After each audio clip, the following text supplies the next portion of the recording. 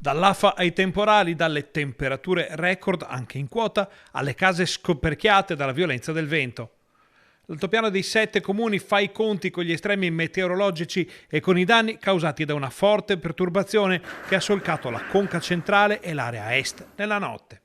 Verso le 2 infatti il vento si è incanalato su Asiago, Gallio, Foggia ed Enego, sradicando alberi e facendo volare via i tetti delle case. I danni più importanti vengono registrati proprio nel centro di Foggia, dove le raffiche hanno divelto le coperture di 3 abitazioni.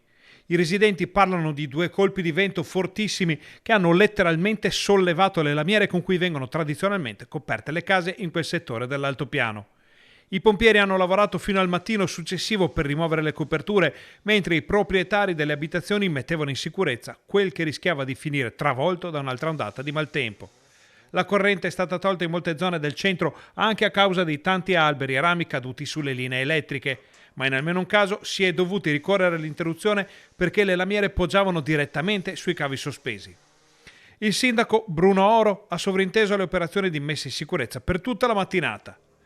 A Enego sono stati strappati letteralmente dalle radici centinaia di alberi, alcuni dei quali sono caduti di traverso sulle strade, con tutte le conseguenze del caso per la viabilità minore. Tante le frane e i piccoli smottamenti rimessi in movimento dal maltempo. A Stoccareddo di Gallio le folate hanno sollevato il tetto dei loculi del cimitero della frazione, scagliandolo a decine di metri di distanza. Il municipio ha subito inviato le squadre di operai per coprire la parte interessata, ma l'intervento di sistemazione verrà portato a termine nei prossimi giorni. Hanno lavorato tutta la notte anche le squadre di Asiago. Qui è stato assegnato il compito di liberare le strade ostruite da alberi e rami caduti.